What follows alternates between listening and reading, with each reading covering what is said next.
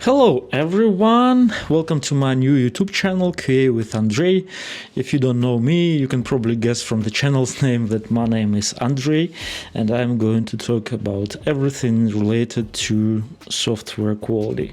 I hope you will find my content interesting no matter which role you are in. I've been in the industry for about 22 years, and currently I'm in a senior software quality engineer role at Atlassian. So I hope I have something interesting for you to share. So subscribe to my channel and follow for my videos.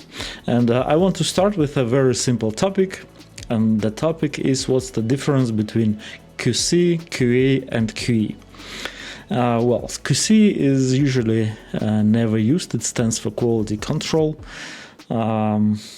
QA is a term, it's an overloaded term that's now used for everything related to quality, no matter what it is, testing, test automation, everything.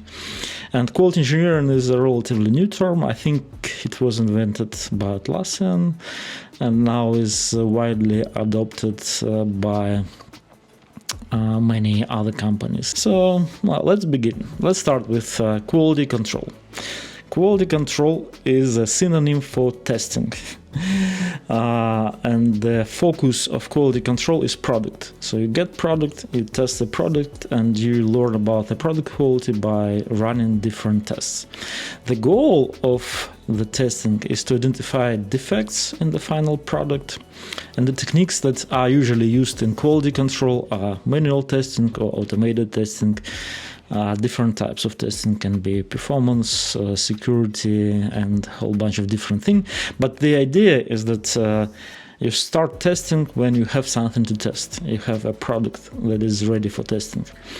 The problem with quality control used by itself is that if you get a faulty product in the beginning of testing, you are very likely to have a very faulty product in the end of testing, because testing doesn't make product better. It's like in electronic engineering, there is a rule: garbage in, garbage out. No matter how good process you have, if you get faulty inputs, you get faulty output.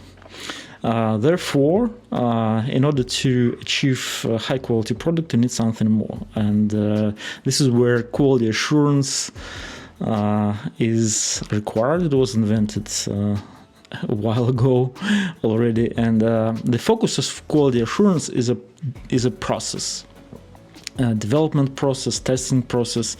The goal of quality assurance is to minimize human error to prevent defects. So you can see from the goal is that quality assurance is focused on defect prevention. So it tries to make sure that the product that you get for testing is already okay and it's not faulty. But quality assurance also includes quality control or testing as a part of it. So QA is something bigger than QC. What tools?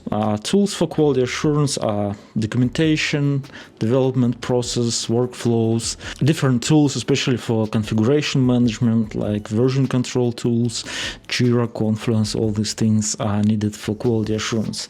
You might be familiar with CMMI. It's like a standard for different processes. It has 5 levels starting from 1 to 5, and at level 1 you don't have any process. At level 5 you have such a good process that it improves itself, and I think you spend more time to support the process than actually to do the work, if you are at the level 5. Okay, so what's the problem with quality assurance? The problem is that if you try to prevent human errors by introducing more and more processes, more tools, more workflows, more restrictions, you make it very bureaucratic and slow.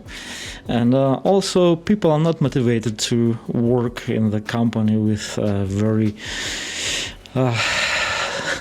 strict processes, and it's not agile. It's like you wouldn't enjoy working in a company like that. And especially in the modern world, when you need to ship new features as quickly as possible, maybe even sacrifice quality a little bit, it simply doesn't work. So what Atlassian and other companies came up with. Not sure who first invented this, but it is quality engineering. The focus of quality engineering is people. It's purely focused on people, and the goal of quality engineering is to grow quality culture in the team, making quality essentially everyone's responsibility, and making everyone interested in supporting the high level of quality in the product or in the process. So, what tools do we use to achieve this goal of growing quality culture in the team? So first of all, we care not about the processes but about the spirit. That's why we define quality values. We tell the team what is important for us to do on daily basis, like at everything you do to achieve high quality product. Secondly, we have quality coaches. It's partially my role.